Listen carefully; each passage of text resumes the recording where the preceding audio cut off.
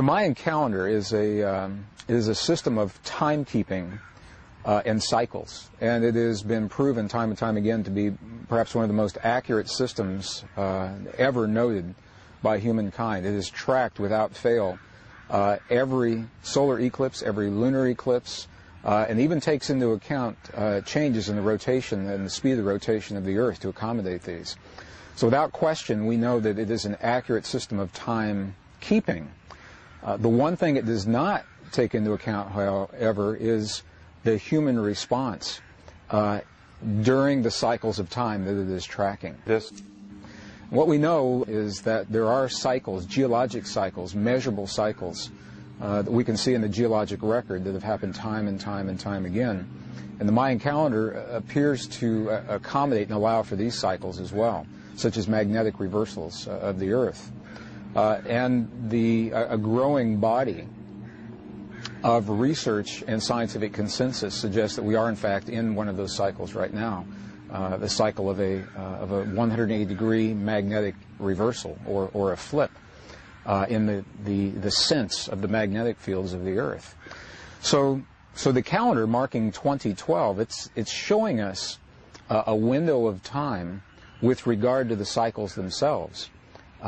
How we respond to the changes that we feel in our bodies and the changes that were shown in the world around us remains up to us as individuals and collectively. A growing body of research now, in addition to showing that the cycles are occurring, strongly suggests that how we experience those cycles will be determined by how we respond to the changes.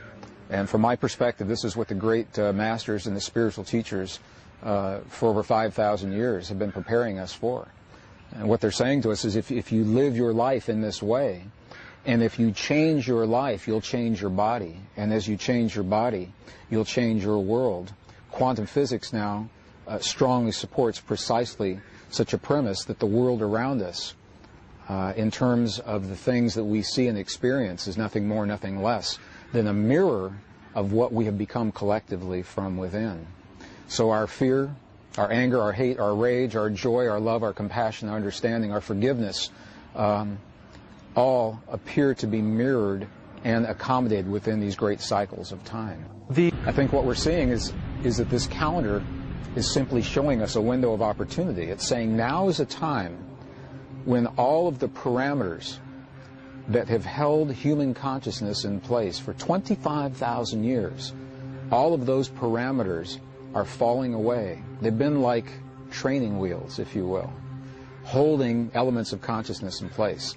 So the training wheels fall away, and on that date in December of 2012, we, perhaps for the first time in a long time, will be more of ourselves than we've ever been before, without the magnetics of the Earth holding our perceptions and our beliefs and our bias in place. And it'll be the opportunity for us to demonstrate what we've practiced for so long and to become truly who we are. It's not. Earth is going through a magnetic reversal. It's happened 14 times in the last 4.5 million years. It's never happened with 6 billion people on the Earth, to the best of our knowledge. Prior to the time that the magnetic fields drop completely to zero, they begin to slow. And we are now at the slowest or the lowest magnetic point that we've seen in the last 2,000 years. Well, what that means is the magnetic field, the shield, or the buffer of the magnetic field that has always surrounded the Earth is its weakest point that it's been in the last 2,000 years. It makes us very susceptible to solar influences. We're having unprecedented solar flares, highly ionized plasma and particles superheating our atmosphere. And because our shields aren't there, it allows for a melting of the poles, for example. And we know that is what is happening. And as the North and South poles, as that ice turns into water, it dilutes the oceans, changes the salinity, changes the temperatures that drive all of the weather patterns. We know that the sun has already lost, essentially, its north and south poles. They don't exist on the sun any longer. The sun has many smaller north and south magnetic fields, little vortices. There is no north and south pole on the sun any longer. Other planets in our solar system appear to be going through a similar experience where the magnetic fields are declining very quickly, because we believe they're not inhabited the way ours are.